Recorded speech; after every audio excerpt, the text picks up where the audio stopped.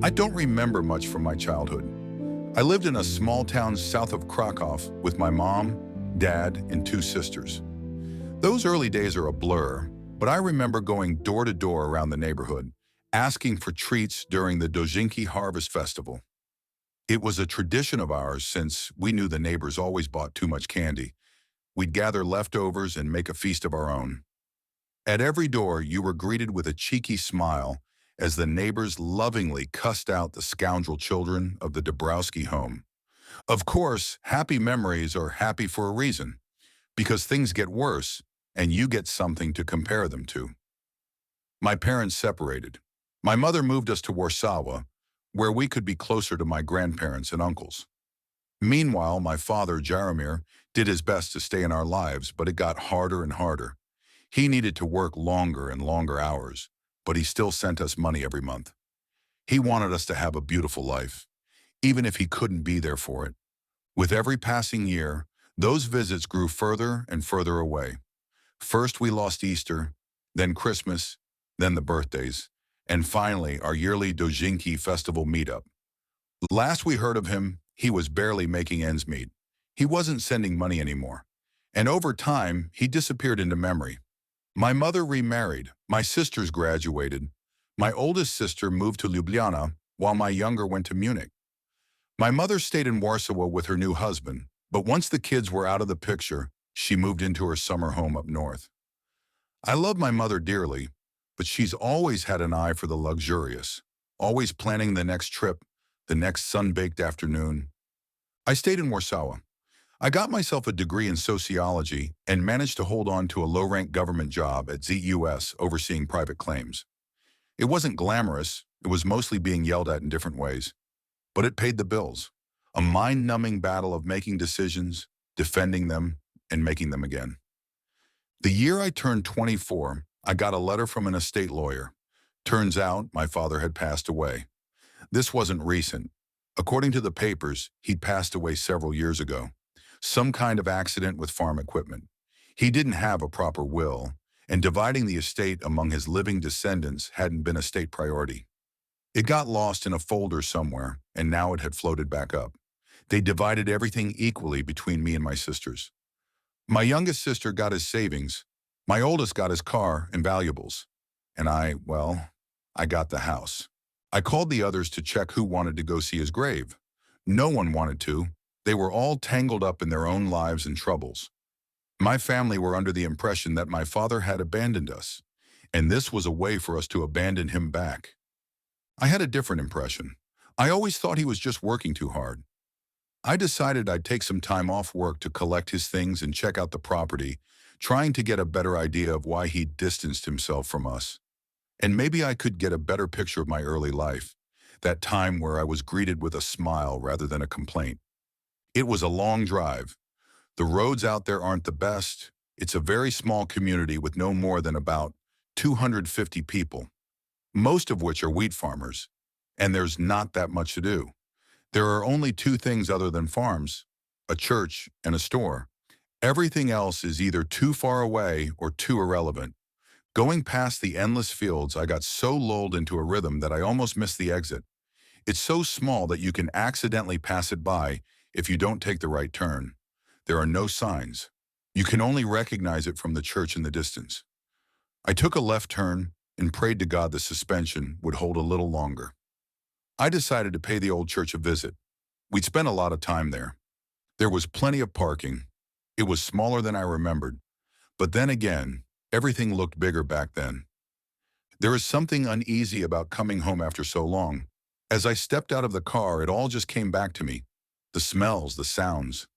Even if you can't put your finger on it, there's something that tickles the mind as if to remind you, this is where you belong. "Welcome," a voice called out. "Sorry about the state of things." I turned around to see a man a couple of years older than myself. He had well-combed hair and thick glasses. He was wearing a priest's garb. I'd almost forgot. The village priest had been old even back when I was young. No wonder there was a new one. "I'm Father Cherniak," he continued. "Are you new in town or passing through?" "I grew up here," and I said. "I'm one of the Dabrowski kids." Sorry, I'm not familiar, he smiled. I only came here last winter to pick up the work from Father Golik. He lived until last winter? I asked. Are you sure? Quite so, he laughed. 101 years old. I can't believe it, I smiled. God really does have a sense of humor.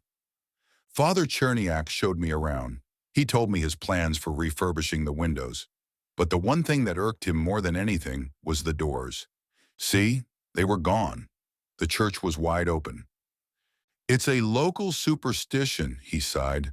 A shepherd needs his gate to tend his flock. But every time I put the doors up, someone takes them down. Strange, I said. I've never heard that before. Really, I thought you were from the area. Guess I've been gone too long, Father. The church looked naked in a way. No barriers. I could see the gravel they'd dragged in, forgetting to wipe their feet. Father Cherniak had tried to put up some curtains, but the wind had torn them down piece by piece. Before I left, he showed me my father's grave. It had been vandalized. The headstone had tipped over, and there were no flowers. I promised myself to make it a little nicer before I left. But I didn't understand. Sure, my family wasn't perfect, but we'd never been hated. This grave looked outright despised. I thanked Father Cherniak and made my way across town. I wasn't prepared for what I saw. All through town, there were these wide-open houses, just like the church. At first, I thought it was some kind of summer cleaning going on, but no. All doors were gone. They weren't just open, they were removed. I could see all the way into people's living rooms. The hustle and bustle as homeowners moved from kitchen to bedroom, talking amongst themselves. I slowed down and looked a little closer. Not a single room had a door, not even the bathrooms. A couple of them had curtains or insect nets put up, but no doors. House after house, completely open to the elements. A couple of them had welcome mats by the windows in their living rooms, as if to show that this was the way to enter. A couple of them had completely bricked the entrances where their front doors used to be, sealing it. Sure, small towns can get a bit quirky, but I'd never seen anything like this. I pulled up to an all-too-familiar driveway and gasped. I couldn't recognize my home. It had been vandalized.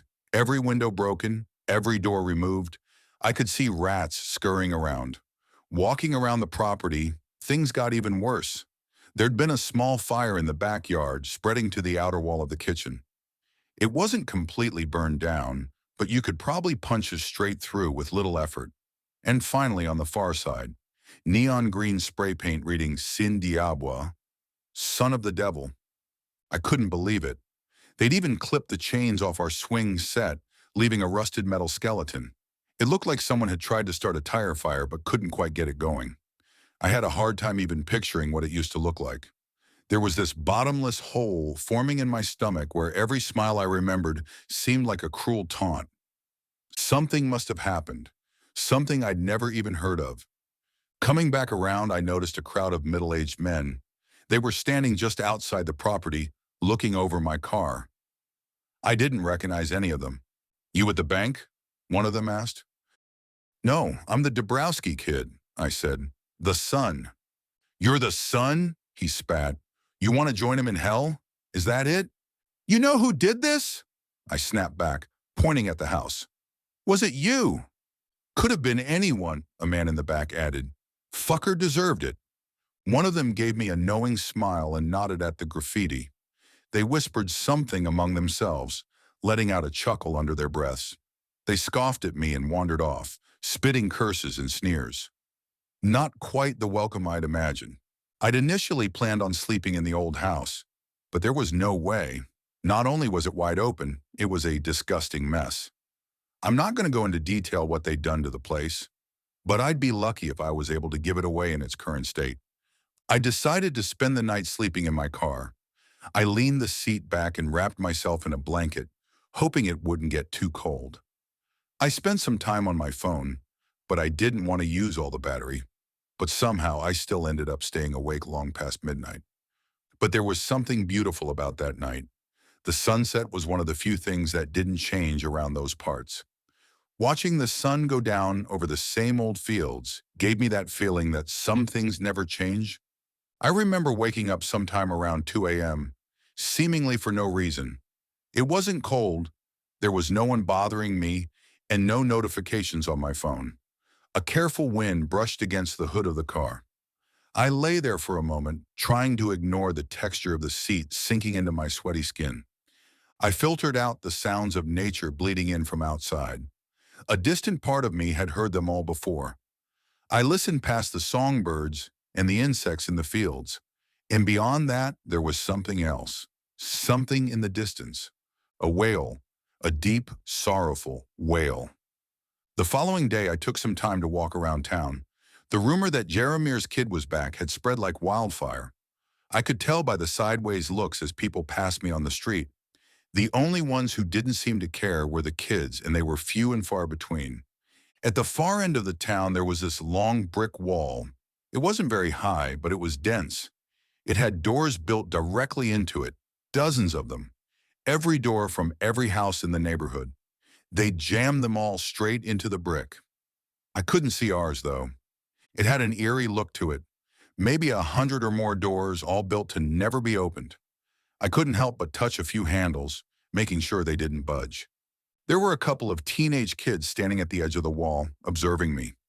I walked up to them, surprised to see they didn't back down. They had a cocky look to them, but at least they weren't openly hostile. Before I could say anything, they turned to me. "My mom hates you," one of them said. "What did you do?" "I used to live around here," I said. "Came to get some things." "Why'd you come back?" he scoffed. "I'm leaving the moment I can afford it." "Same," said the other, rolling an unlit cigarette between his fingers. I gave them a tired look. A man passed us further down the street, throwing daggers at me with his eyes. Talking to the wrong person would get my teeth knocked out, for sure. I turned to the kids, lowering my voice. "I'm Dabrowski's son," I admitted. "That's why they hate me." The second kid nearly dropped his cigarette. I managed to bribe them into a conversation with the promise of a six-pack from the next town over. In return, they'd give me the unofficial tour of what had happened these past few years. A fair trade, I suppose. I'd apparently missed quite a lot. We wandered to the east side of town. There was an old farm that had stood there for ages. It didn't really have a name. It had just been part of the background. It was barely even a frame anymore. It was just the outline of what had once been a home. It had started years ago. People heard knocking coming from that ruin. It used to have this door that still stood, clinging to the edge of a rotted-out door frame. "You could hear it at night," one of the kids explained. "Knock, knock, like a door to hell." "Sounds awful," I said. "Not to everyone," the other kid sighed. "There was one guy who liked it." It wasn't a hard guess as to whom that might have been. Rumor was my dad had gone up there one night and opened the door. It had crumbled off the hinges and, according to the townsfolk, something stepped through. Some called it the devil. A couple of kids thought it was an alien. Most locals just called it Schlepiek. "It came through and the door broke," the first kid said, "and now it can't go back." "So you're saying it's still here, no?" I asked. "It's real?" "Well, yeah," he laughed. "Why do you think this place is so fucked up?" "Then what's with the doors?" "It's looking for a way back to hell," he said. "And when it can't find the right door, it gets angry. And then it hurts people." Schlepieks. That's what they called it. An ugly word for a blind man or mole. They like to call it that because of its terrible vision, mistaking every door for the one it was looking for. For years, Schlepiek had moved from house to house, knocking on every door it could find. And if someone opened, it would do something terrible. People had gone missing. A couple had died. I drove my adolescent guides to the other town over to get them their promised beer. They told me all they could as we went. It felt a bit weird driving off with a couple of teenagers, but I got the impression that these two had done far worse for far less. Delinquents, but honest ones. At first, people had hidden in their homes, but then Schlepiek had knocked until the doors broke. Then it would knock on the inner doors. So over time, people removed their doors. Those who didn't would get a visit at some point. With all the discarded doors, they built the brick wall, tricking Schlepieks into knocking around at night. "This can't be true," I said. "It's absurd." "It's true," the first kid said. "That's why they hate your dumb dad. He let it in, But it doesn't make sense. Why don't you just pack up and leave? I'm gonna, the first kid said. I told you. The second kid pondered the question for a while, then shrugged at his friend. He answered as if he'd thought about it 100 times. Wszędzie dobrze, ale w domu najlepiej. Everywhere is good, but home is best. Of course he'd say that. Come hell or high water, home is home. I got them their six-pack and some fast food. I got some for myself while I was at it. It wasn't a long drive all in all, but long enough to be a bother. By the time we got back, it was almost dark. They rushed out of the car, waving a hasty goodbye. As they did, the second kid called back to me. Go see for yourself, he said. Schleppig comes out at night. He pointed down the street towards the brick wall. I nodded at them in a silent thanks. I didn't believe them. I had to see Schleppig for myself. If what I'd heard the previous night was any indication, Schleppig would be out somewhere after midnight, so I went to bed early. And when I say bed, I mean sleeping in my car for the second night in a row. I was miserable. I considered leaving first thing in the morning, but there was this deep sadness in me that I couldn't shake. This was my old home. I'd played in these fields. It felt wrong knowing I was no longer welcome. My dad was many things, but no devil's son. If he opened that door, it must have been for a good reason. And if he let through something that shouldn't be here, it must have been an honest mistake. He was not an evil man, but he was fallible. Then again, maybe he didn't have a choice. Maybe Schleppig didn't give him a choice either. I must have nodded off at some point. I forgot to set an alarm, but I still woke up at about 2:30 a.m. I considered going back to sleep, but I decided to have one last look around town. I'd promised myself I would. So I got out of the car, stretched, and listened. It was easier that night. There was a noise that cut straight through the ambiance. That wailing. It was clearer. Even in the dark, I could tell where it came from. The houses had turned off their lights, leaving the streets lit up with nothing but the moon. Still, I knew those streets. I could follow them in my sleep. I made my way to a dirt path leading me past the two houses at the edge of town and straight to the brick wall. At that point, I could hear it clear as day. It was a man wailing at the top of his lungs, crying his soul out, bawling like a child. I could see the brick wall in the distance. The sharp contour of the bricked-in doors stood out against the moonlight, like a long, flat, abstract painting. And in the middle of it all, there was a dark silhouette. It looked like a man, sort of. I couldn't really tell what he was like.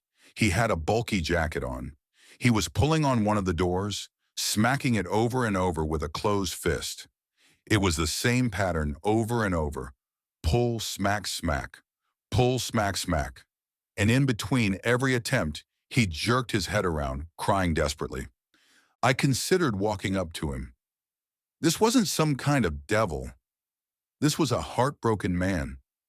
As I took a few steps closer, I noticed something in the corner of my eye. A light. I turned around only to notice a small flashlight coming from one of the nearby houses. They were filming me with their phones. Looking closer, I could see two little heads peeking out, shaking their heads in a certain no. Turning back to the brick wall, I heard a sudden crack. The man had pulled one of the doors straight out of the wall. It came loose. He set it down next to him, and with one hand pushed it downward. He didn't even have a good grip, but with a single hand, he broke the door into pieces. The wailing turned into a scream. Rage. Unfiltered, unhindered rage. With just his fingers, he began to rip bricks straight out of the wall, tossing them around like leaves in the wind. I could hear them landing around me, kicking up tufts of grass. I backed away as the lights in the house went out. The little heads dipped away from the window. I hurried down the dirt path as I watched Schleppig climb on top of the brick wall, screaming at the top of his lungs. Even at a distance, I could tell something was off. His proportions seemed wrong. It was hard to tell. He'd wrapped himself in some kind of dark fabric. But something about him didn't look right. I didn't stop to stare. Say what you will. Maybe it was just a strange man. Either way, I was looking at something dangerous. And when the locals turn to hide, you do best to follow suit. So I hurried down the dirt path, hearing his terrifying scream echo across the fields. I barely slept that night. It is one thing to believe in monsters and another thing to see them. As soon as the sun rose, I drove off. But as I went past the church, I noticed something. There was a white van outside and one of the church doors had been put back up. There were two men on ladders getting ready to put the other door up. It was hidden under a tarp just off to the side. I could see Father Cherniak up front with a big smile on his face. I decided to see what was going on. Surely he had to know what the hell he was doing. The moment I parked my car, Father Cherniak waved me over. He was right next to me before my boots hit the gravel. "Welcome back," he smiled. "Glad to see you haven't left us yet." I closed the car door and yawned a little. "What are you doing?" I asked. "What is this?" "You inspired me," he said. "For an outsider, this place must have looked awful. I saw it, you know. I saw it in your face." He turned back to the church as the two carpenters began tipping up the second door. "It must be dignified," he continued. "Our Lady deserves better, don't you think?" "This is a bad idea," I said. "I've seen that thing around town." Father Cherniak shook his head and put a hand on my shoulder. This was a man who was trained to talk to people. I could tell. If the Lord's house can't shelter you from the devil, what can? In exchange for a little manual labor, I was offered a hot shower and a proper meal. After sleeping in my car for a couple of days, I couldn't say no. Smooth talker or not, Father Cherniak seemed an honest man. He believed what he spoke of. As the hours passed, more and more people dropped by. Mostly townsfolk coming by to cuss him out for being an idiot. Some of them threw rocks at the doors, demanding he take them down. Others, in turn, thought it was about time someone at the church had some balls. Just like Father Cherniak had said, if a house of the Lord can't shelter you from evil, what can? By late afternoon, there was a significant gathering of people. Even those who had acted in anger earlier in the day were swayed. The argument was simple. Do they not trust in God? There was a bit of a cookout. Some brought sausages or steak for dinner. I spotted the two teenagers in the crowd stealing a bit of wine from one of the elderly. I lost track of time. It felt a bit like the Harvest Festival back in the day, something that drew the town out of hiding. The sounds and smells were the same, and I could see from the smiles in the crowd that I wasn't the only one feeling that way. Later in the day, Father Cherniak held a sermon. I don't remember much of it. I was having trouble staying awake. That, if anything, felt just like when I was a kid. It's amazing how something as stiff as church pews can be so lulling. But there was one part that stuck with me. The door is a threshold, he said, and the door of a church is the threshold between the vile and the sacred, between sin and saint. We can no longer live in uncertainty. We must live as we teach, and we are proud to say we have been taught well. The sermon continued into the evening. It ended just after sunset. Some people wandered home, but others were shamed to stay. It was no longer just a public gathering. It had turned into a challenge. The faith of the congregation pitted against the devil itself. Some went home to gather blankets and pillows, laying down to sleep on the floor. This wasn't easy for them. Some talked about the people who'd disappeared over the years. People who'd opened the door when Schlepiek first came to knock. An elderly woman had gotten her neck broken. One man had been dragged out into the yard and hung from a tree. Another man had been mutilated. It pulled his arm right out of the socket, they whispered. We found it across the street. I tried talking to people, but it was clear that no one wanted anything to do with me. I was still Jaramir's boy. The only ones who didn't seem to mind were the two teenagers I'd talked to earlier. Later that evening, they walked up to me, probably just to piss off their parents. Aren't you scared? One asked. Should I be? It's got a bloodied tooth for you, the other said. I don't think so, I smiled. I've only seen it once. Yeah, but... They quieted down, looking at one another, then back at me. I was missing something. Your dad, they said. Schlepiek got him. Did no one tell you? They hadn't. Turns out it wasn't malfunctioning farming equipment that had killed him years ago. It was Schlepiek. My dad had been the first victim on the list. Most of the villagers had considered this a sinner getting his just reward. Others figured that if you play stupid games, you win stupid prizes. They'd found him tangled in the swing set, his body broken and mangled. The kids left me alone with my thoughts for a while. They could tell I wasn't all there. It was one thing to have him dead, but to die in such a horrifying way was unthinkable. I could barely picture him in my mind, and now there was a new image vying for my attention. Rattling chains, dripping blood. But there wasn't much time to think. As the clock passed midnight, someone came knocking. The church fell silent. Something pulled on the handles. 2 smacks. Pull on the handle again. These doors were massive, and the hinges had just been reinforced, but I could still see them struggle. Father Cherniak took a deep breath. As the congregation fell silent, he spoke aloud. "This is no place for sons of sin," he said. "There is nothing for you to corrupt." It all stopped. We all breathed a sigh of relief, but the 2 teenagers didn't look too convinced. They'd huddled up on the far side of the church. There was an emergency exit in one of the side rooms. The door moved again, this time with more determination. The handles were pulled even harder, and the smacking made the entire slab of wood crackle like a sinking ship. Then the wailing, the loud, desperate wailing. As soon as I heard it, I could see the color drain from the congregation's faces. The door was pulled back and forth, back and forth. A chandelier started to shake. "The door's coming down," someone called out. "It's coming down now." Father Cherniak tried to calm them, but it was too late. People flooded the rear exit of the church, trying to get away. I was pushed aside without much thought. If the Dabrowski kid bit the bullet, all the better, as far as these people were concerned. "There is no sin in the house of the Lord," Father Cherniak yelled. "There is no sin. The devil can laugh and jeer as much as he likes, but there is no place for his evil." But thoughtful words can't stop a broken door. Schlepich wasn't deterred.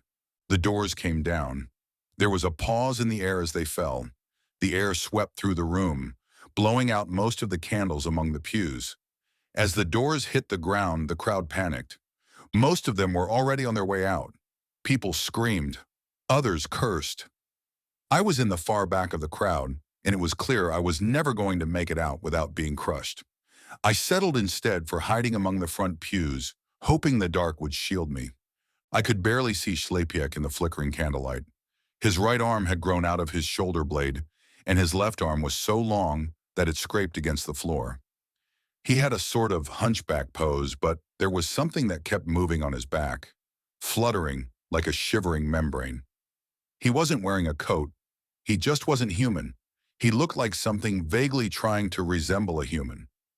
Even Father Cherniak ran, hiding behind the altar. Schlepiech rushed through the room in a messy gallop, knocking over pews as he went. They didn't even slow him down. When he got to the side room, people had already run screaming into the night. Schlepiech couldn't catch them. Instead, he settled on throwing things across the room, tearing down whatever he could reach and breaking whatever he could lay his hands on. His wailing had turned to rage, and he was out of control. I was laying flat on my stomach, crawling away.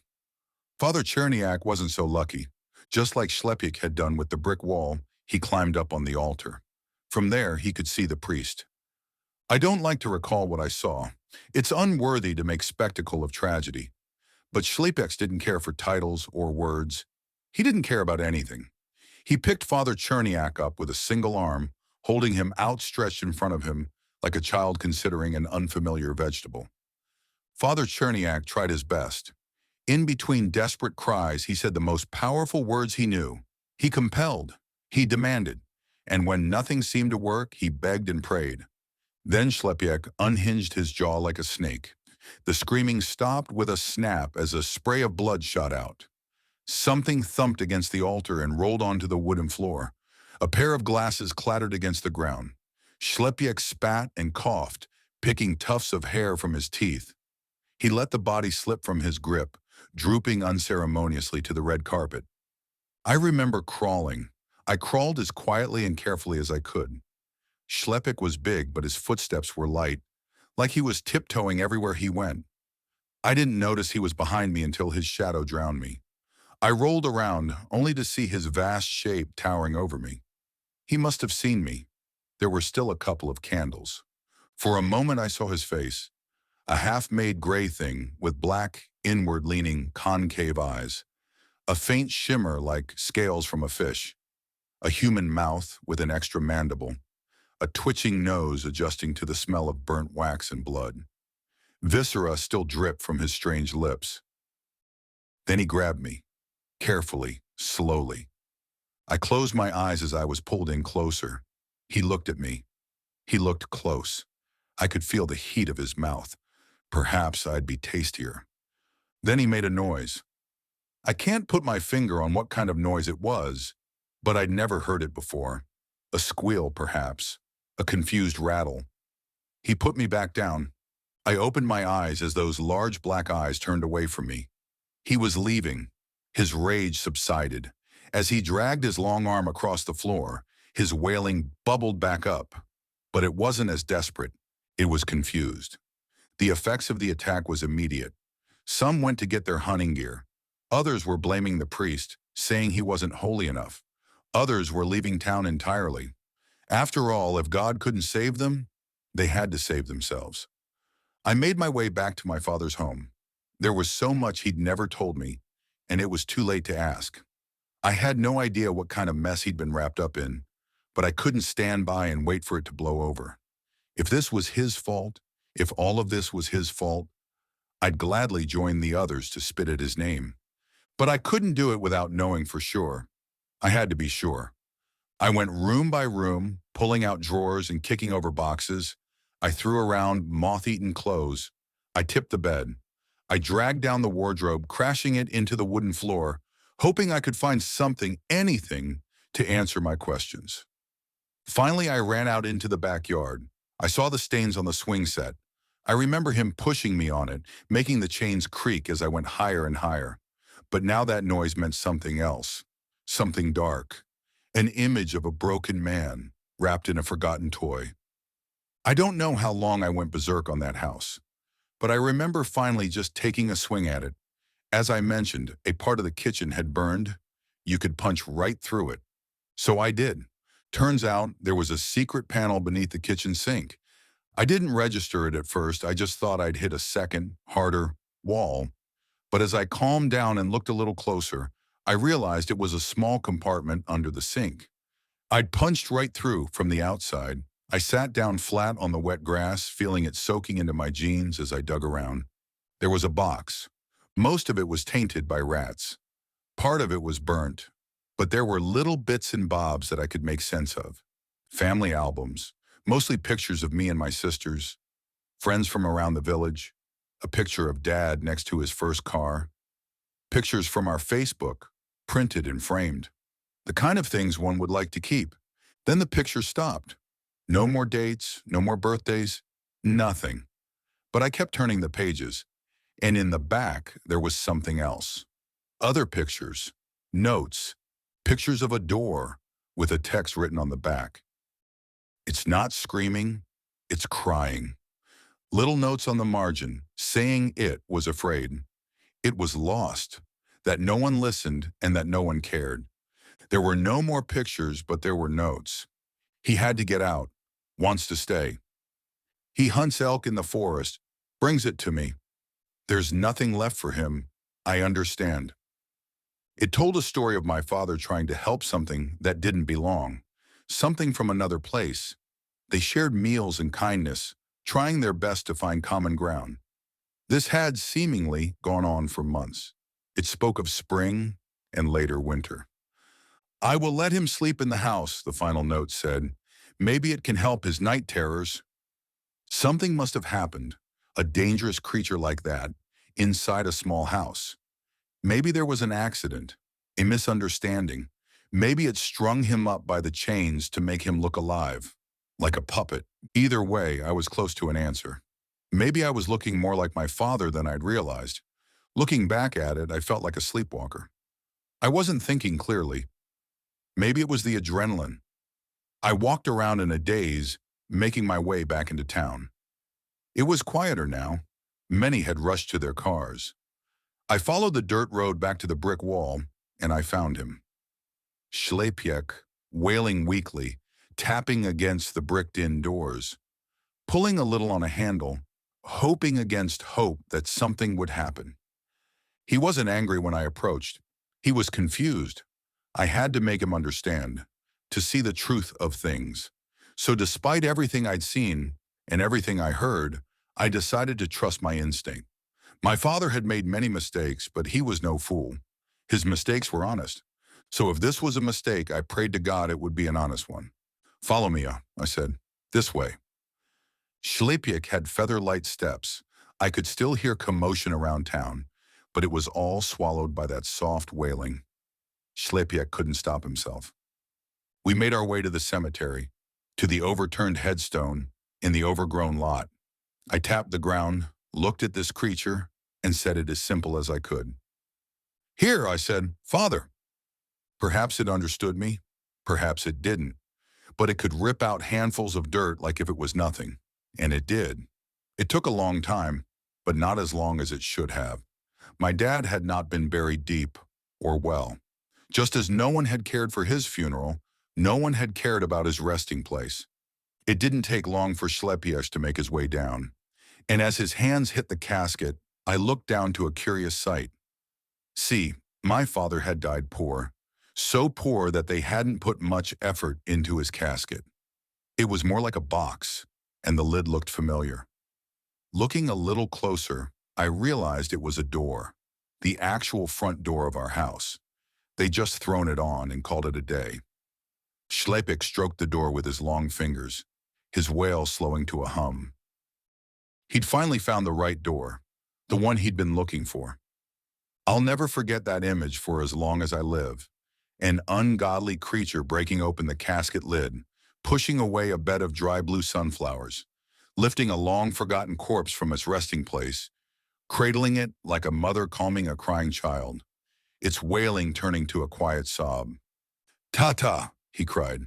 "Tata!" Ślepiak wandered off into the night, past the men with guns and those hunkering down in their houses. He did not care. Maybe he'd never cared. Maybe he'd just been angry that he couldn't find the right door. But as the chaos settled, there'd be no need to hide your doors any longer. Ślepiak was gone.